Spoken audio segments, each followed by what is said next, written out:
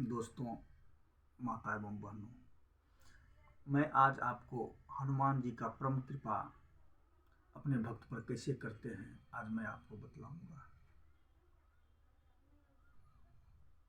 दोस्तों, एक देश में एक राजा था।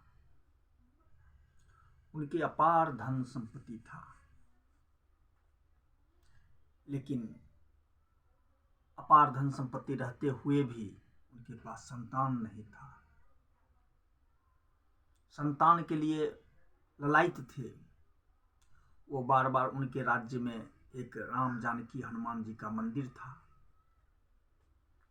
वहाँ एक बाबा रहते थे, संत। वहाँ प्रत्येक मंगलवार को सत्संग होता था, रामायण होता था, रामायण पाठ होता था, हनुमान जी का महिमा गुणगान होता था। वो राजा प्रत्येक सप्ताह मंगलवार को वो अपने राज्य के जो मंदिर थे वहाँ जाते थे। और वह बहुत राजा जो थे सज्जन थे, धार्मिक विचार के थे, धर्म के प्रति उनका आस्था था। वो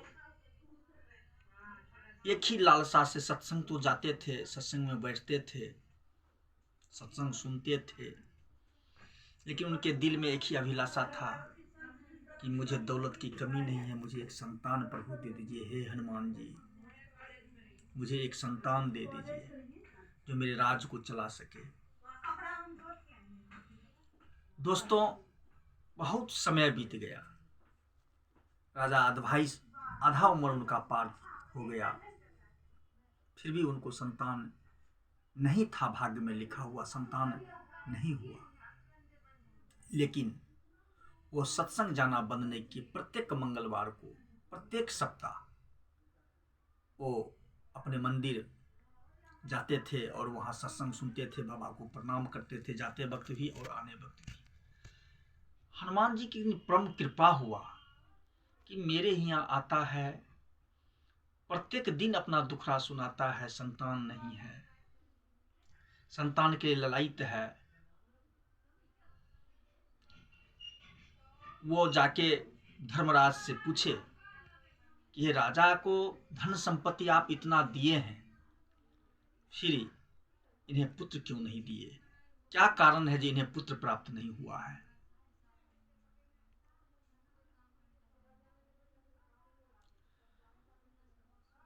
हनुमान जी को धर्म बोले कि प्रभु,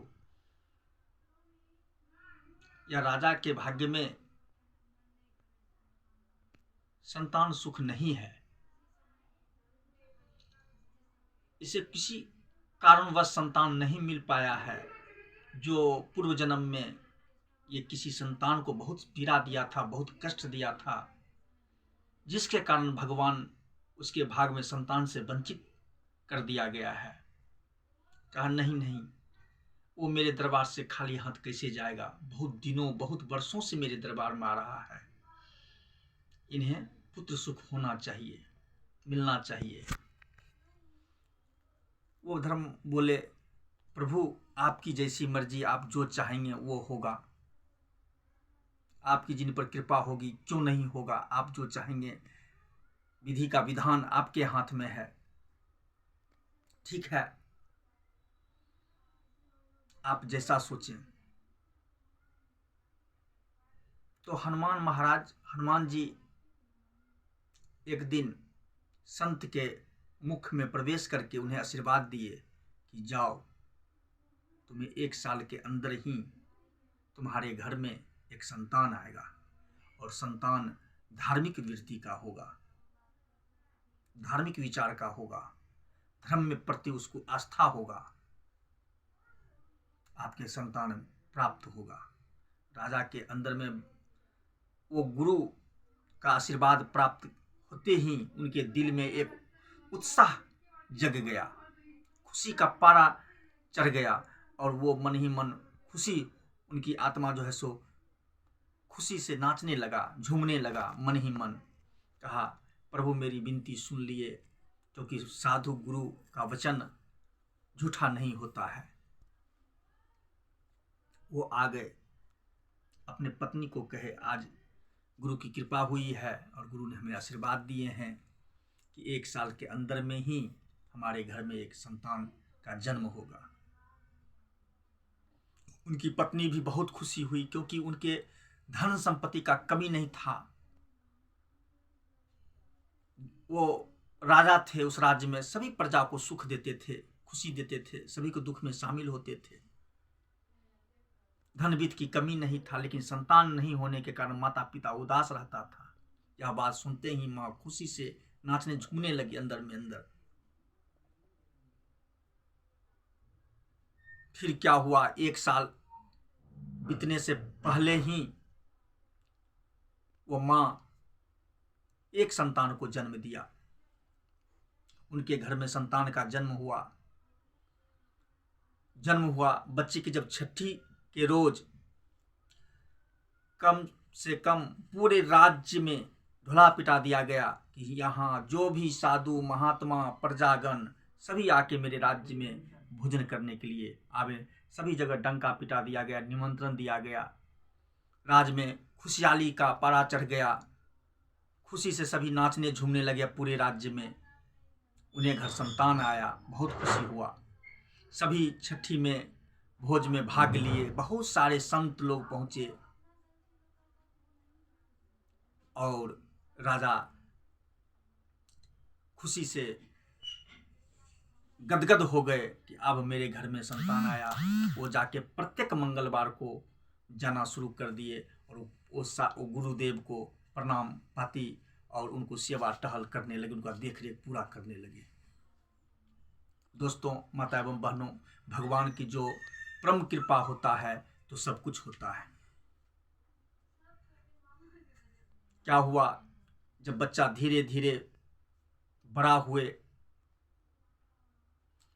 पिताजी के साथ जब बच्चा बड़ा हो गया, 7 साल 8 साल का हो गया, तो वो भी पिताजी के साथ प्रत्येक मंगलवार को मंदिर जाने लगे।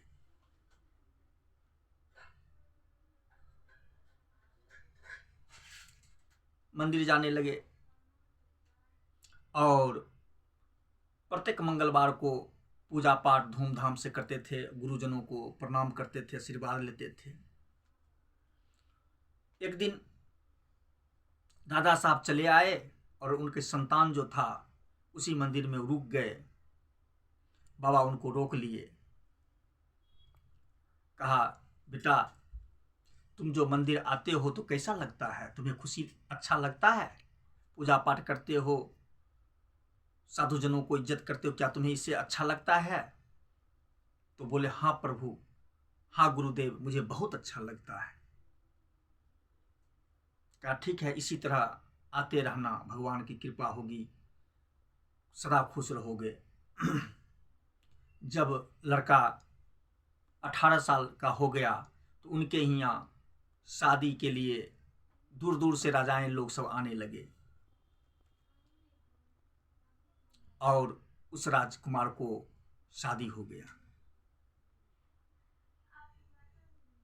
शादी होने के बाद किसी कारणवश वो मंदिर जाना छोड़ दिए, मंदिर नहीं जा रहे थे। गुरु जो थे वो अपने और शिष्य के लेकर जो प्रत्येक मंगलवार को आते थे उनको समाद भेजे कि राजकुमार को कहना कि गुरुदेव याद कर रहे हैं। तो जाके बोला, राजकुमार जी गुरु जी आपको याद करते हैं, आपको मंदिर बुलाने के लिए हमको भेजे हैं, सो आप अगले मंगलवार अवश्य ही चलिएगा, बाबा याद कर रहे हैं आपको। कहा अच्छा ठीक है, मैं आऊँगा। ठीक अगले मंगल राजकुमार जी गए। कहा बेटा प्रत्येक मंगलवार आते थे, कुछ महीनों से जब से आपका शादी हुआ है तब से आप आना छोड़ दिए, क्या बात है, पत्नी आपको मानते हैं?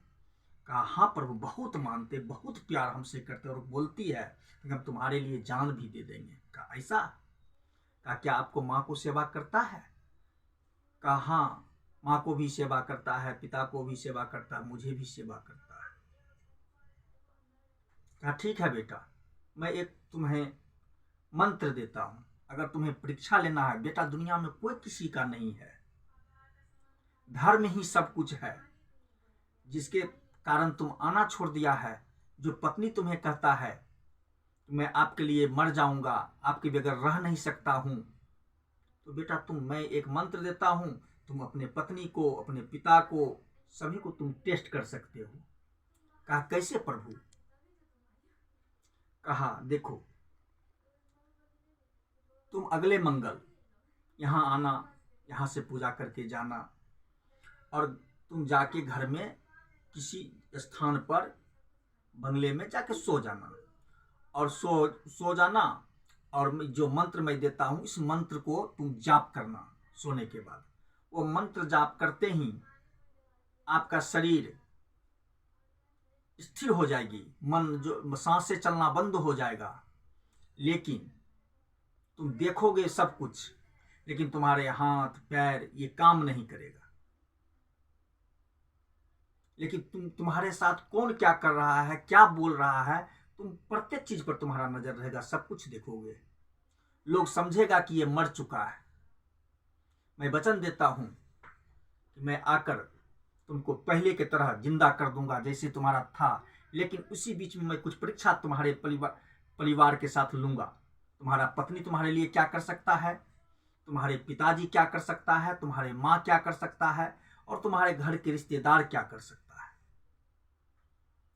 तब बेटा तुम समझेगा कि धर्म क्या चीज है, सत्य क्या चीज है, और माया क्या चीज है। कहा ठीक है प्रभु, मैं ये कुर्बानी देने के लिए तैयार हूं। कहा ठीक है। दोस्तों, माता एवं बहनों, अगला मंगल बीता। अगले मंगल के रोज राजकुमार मंदिर गए, पूजा पाठ किए, गुरु को सेवा किए। सेवा करने के बाद गुरुजी बोले, वो अपने उनके पास एक मंत्र दिए, यह मंत्र पढ़ के आपको सो जाना है। ठीक उसी तरह राजकुमार अपने घर आए। एक घर में वो चादर को दे पर रख कर लेट गए, सो गए, और सोने के बाद वो मंत्र जाप करने से जाप किए। जाप करते करते उनकी शरीर पूरी स्थिर हो गई। आत्मा जो है सो ब्रह्मांड में, मस्तिष्क में आ गया, और वो शरीर उनका स्थिर हो गया। ना हाथ काम कर रहा था, ना पैर काम कर रहा था, और ना आंखें जो है सो देख रही थी। आंख काम कर रहा था, आंख देख रही थी, लेकिन कुछ बोल नहीं सकता, न कुछ कर सकता। जब खाना का टाइम हुआ तो राजकुमार का खोजना शुरू हो गया, खोज शुरू हो गया। पूरे कुछ लोगों को राज्य में जो है मंत्री लोग खोजना शुरू कर दिए, लेकिन उन्हें कहीं पता नहीं चला। जब अपने घर के अंदर खोज शुरू हुआ तो एक घर के अंदर राजकुमार पलंग पर लेटे हुए थे। जाके वहाँ उनकी पत्नी उठा रहा है, माँ उठा रहा है, इधर घूमता तो इधर पड़े रहता, उधर घूमता, मैंने शरीर उनका काम करना छोड़ दिया, लेकिन वो सब देख रहे हैं। अब रोना धोना शुरू हो गया कि राजकुमार मर गया। बाप रे बाप, बहुत जुल्म हो गया, बहुत जुल्म हो गया, बहुत जुल्म हो गया, कि कितनों वर्षों के बाद राजा को एक लड़का हुआ, वो भी लड़का मर गया। भगवान बहुत अन्याय कर दिया राजा के साथ, बहुत बड़ा जुल्म हो गया। दोस्तों क्या बतावे, पूरे राज्य में दुखों का सन्नाटा छा गया। ने लड़का कुछ नहीं कर रहा था, ना उठना ना थी, सोए हुआ लेटे हुआ था। सभी ने उनको मरा घोषित कर दिया। भीड़ लग गया राजकुमार के घरों पर, पूरे राज्य के लोग आ गए, बहुत लोग आ गए, और सभी बोलने लगे, हे प्रभु, इतना बड़ा जुल्म कर दिए, आप हमको मार देते, लेकिन राजकुमार को क्यों मार? राजकुमार बहुत भला लड़का था, बहुत लोगों को उपकार करता था, सेवा करता था। राजा के साथ जुल्म हो गया, राजकुमार के साथ जुल्म हो गया। सभी अपना अपना दुख व्यक्त कर रहे थे, सभी लोग अपना अपना कष्ट दुख सुना रहे थे। जुल्म हो गया राजा के साथ। माँ जो है सो कपार पीटते पीटते कपार उनका में ढिड्ढर आ गया, दांती बार बार लगने लगा। पत्नी जो है सो कपार को पीटते रोते रोते शरीर अस्त व्यस्त हो गया। उसी बीच में महात्मा जी अपने दिव्य दृष्टि से देखे तो वहाँ अब राजकुमार को उठा कर ले जाएगा श्मशान। उसी बीच में वो साधु वहाँ पहुंचे। उसके बाद क्या बात, क्या हुआ, क्या हुआ, क्या हुआ? बाबा आप आ गए, जुल्म हो गया, जुल्म हो गया। कहा क्या जुल्म हो गया? राजकुमार मर गया प्रभु। कहा राजकुमार मर गया? अरे ये कैसे हो गया? ये तो बहुत भला लड़का था, बहुत अच्छा लड़का था, ये कैसे हो गया? ये तो नहीं होना चाहिए। कहा प्रभु आप आकर देखिए, देखिए गुरुदेव देखिए। जाके देखे, उनका हाथ को छुए, कहा तो मर गया है। लेकिन माँ का स्थिति देखे, कितना व्याकुलता, पत्नी उनकी इतनी व्याकुलता, पिताजी बहुत व्याकुलता, और उस गांव के समाज लोग भी बहुत व्याकुलता में थे और बोल रहे थे कि मेरा प्राण ले लेते प्रभु, इस राजकुमार को क्यों प्राण लिए। तो महात्मा जी बोले देखो देखो तुम लोग शांत हो, रो मत, मैं इसको जिंदा कर दूंगा, चिंता मत करो, मैं इस राजकुमार को जिंदा। प्रभु आप जिंदा कर दीजिएगा। कहा हाँ हाँ मैं इसे जिंदा कर दूंगा, लेकिन एक मेरा शर्त है। कहा क्या शर्त है प्रभु। कहा शर्त ही है, आप राजकुमार को जिंदा चाहते हैं। कहा हाँ प्रभु क्यों नहीं, आप तो बोल भी रहे थे कि प्रभु मेरा प्राण ले लीजिए, लेकिन राजकुमार के साथ ऐसा जुल्म क्यों किए। आप अगर चाहिएगा तो ये राजकुमार जिंदा हो जाएगा। क्या करना होगा। कहा आपको मैं ये कमंडल देता हूं, इस कमंडल में 7 इनार से पानी आपको लाना है, भर के कमंडल को, 7 इनार का थोड़ा थोड़ा पानी एक कमंडल लाना है। मैं एक मंत्र पढ़कर आपको भी पिलाऊंगा, एक मंत्र पढ़कर राजकुमार को भी पिलाऊंगा। आप मर जाएंगे और राजकुमार जिंदा हो जाएगा। क्या कहें दोस्तों, माता एवं बहनों, ये बात सुनते ही लोग धीरे धीरे घसकना शुरू हो गया, भागना शुरू हो गया, कहीं बाबा हमको ही न कह दे। दोस्तों जो भीड़ लगा हुआ था, मजमा लगा हुआ था, सब धीरे धीरे खाली करना शुरू हो गया। वहां पर इक्का दुक्का आदमी बच गया, और जो वो बोल रहा था कि प्रभु मुझे क्यों नहीं प्राण ले लिए, राजकुमार को क्यों मार दिए, वो भी कहा उनका माँ बाप को कहिए ना, हमको क्यों मारना चाहते, हमारे पास तो बहुत बड़ा परिवार है, अब उसको कौन देखेगा, उसको कौन देखेगा। कहा अच्छा ठीक है तुम अपने बच्चे को देखो, अपने परिवार को देखो, छोड़ दो, राजकुमार को तो माँ और पिताजी है। फिर उनको पिताजी को कहने लगे, नहीं उनको पत्नी को पहले कहे कि देखो तुम्हारा ये पति है, और पति को देख रहे हो कि पति तुम्हारा मर गया, तुम अगर चाहती हो कि तेरा पति जिंदा हो जाए तो पति तुम्हारा जिंदा हो जाएगा और तुम मर जाएगी। जाओ 7 इनार से पानी भर के लाओ। कहा हाँ हम तो मरने के लिए तैयार हैं, लेकिन मैं तो अभी, मेरा उम्र ही क्या हुआ है, अभी तो मैं दुनिया को देखा ही नहीं, हम तो दूसरा शादी हो सकता है कर लेंगे, लेकिन हम मर जाएंगे तो मेरे माँ बाप को क्या होगा, मेरी माँ बाप जो है बहुत रोएंगे, बहुत बिलखेंगे, मेरे कारण मेरा माँ और पिताजी भी मर जाएंगे। कहा क्यों, अभी तुरंत तुम कपार में अलगा ली, ढड्डर हो गया, इतनी रोई है, विचित्र चेहरा बना ली है, क्यों नहीं मरना चाहती हो तुम, अपने पति के लिए तुम तो जान देना चाहती थी, तुम बोलती थी राजकुमार हमें कहता था कि मैं अपने पति के लिए कुछ भी कर सकते हैं, हम आपके लिए जान दे देंगे, प्राण दे देंगे, तो क्यों नहीं प्राण दे सकती हो, दे दो प्राण, जाके 7 इनार से जल लाओ और तुम पी जाओ, हम मंत्र द्वारा तुमको पिलाएंगे और राजकुमार के मुख में देंगे, राजकुमार जिंदा हो जाएगा, तुम मर जाएगी। अब क्या कीजिएगा प्रभु, मरी गले तो मरी गले, हम दोसर शादी करी लेबे, लेकिन हमको मत मारिए। कहा ठीक है, कोई बात नहीं, कोई बात नहीं है, ठीक है। उनको राजकुमारी को छोड़ दिया गया। राजकुमार सभी दृश्य को देख रहे हैं कि मेरे साथ कौन क्या कर रहा है। दोस्तों क्या बतावे, वहां इक्का दुक्का लोग बच गया और सारे के सारे लोग खाली करके चला गया। फिर उनको पिताजी की बारी आया, पिताजी को कहने लगे कि आपका पुत्र है, एक ही वो पुत्र है, आप तो पुत्र के लिए क्या नहीं किए, आपने कितने सत्संग प्रवचन में आए और अपने पुत्र के लिए पाने के लिए बहुत कुछ किए हैं, आप ऐसा कीजिए 7 इनार का जल भर के लाइए इस कमंडल में, आप मर जाइएगा और आपका पुत्र जिंदा हो जाएगा। कहा क्या शर्त है जो कि हम मर जाएंगे तो मेरा बेटा जिंदा हो जाएगा। कहा हाँ हम पर विश्वास कीजिए, आप मर जाइएगा आपका बेटा जिंदा हो जाएगा, हम पर विश्वास कीजिए।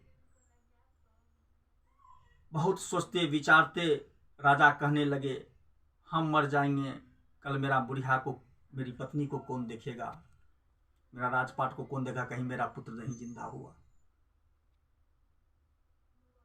तो ठीक है, कोई बात नहीं, इसका मतलब आप प्राण देना नहीं चाहते हैं, अपने बच्चे को जिंदा करना नहीं चाहते हैं। ठीक है, कोई बात नहीं, हम मर जाएंगे। आप जाइए 7 इनार का पानी लेकर आइए, हम मंत्र के द्वारा हम पिएंगे और हम मर जाएंगे और राजकुमार जिंदा हो जाएगा। कहा प्रभु आप धन्य हैं, आप धन्य हैं साधु महात्मा जी, भगवान हैं आप मर जाए और मेरे पुत्र को जिंदा कर। हाँ हाँ, राजकुमार बहुत अच्छा नेक लड़का है, इनके आने से पूरा राज्य का खुशहाली छा जाएगा, प्रजा का परोपकार होगा। हम एक इतना बड़ा दायित्व वाले राजकुमार के लिए मैं एक मर ही जाऊंगा तो क्या होगा। ठीक है प्रभु, हम लाते हैं। और राजा ने चल गया, 7 इनार से जल लाया और साधु जी जल पढ़ के राजकुमार को मुख में दिए और अपने मुख में लिए। राजकुमार जिंदा हो गया। वो तो परीक्षा था, महात्मा जी क्यों मरेंगे, वो तो सबको दिखाना था राजकुमार को। दोस्तों, राजकुमार उठ पुट के खड़ा हो गया, महात्मा जी जिंदा ही रहे। और इसके बाद माँ, पिताजी, पत्नी, उनकी समाज सब उनको भर भर पांजा पकड़ने लगा। राजकुमार मेरा बेटा जिंदा हो गया। बाप पकड़े, माँ पकड़े, पत्नी पकड़े। राजकुमार तो सारा दृश्य को देख लिया था। मुनि को, महात्मा जी को प्यार में लटक गए कि प्रभु मेरा माया, मेरा दर्पण टूट गया है, मेरा माया समाप्त हो चुका है। हम सब कुछ जान गए कि कोई किसी का नहीं होता है, एक भगवान ही सबका होता है। इसीलिए आज से महात्मा जी मैं आपके साथ ही रहूँगा। और वो धर्म के लिए, सनातन धर्म के लिए प्रचार प्रसार में लग गए और वो अपना घर परिवार छोड़ दिए। इसीलिए दोस्तों, धर्म में एक ही सहारा भगवान होता है और कोई नहीं होता है। इसीलिए धर्म के पीछे लोगों को जाना चाहिए। प्रेम से बोलिए वीर बजरंगबली की जय, हनुमान जी की जय, प्रभु श्री रामचंद्र जी की जय। जय जय सीताराम, जय जय सीताराम।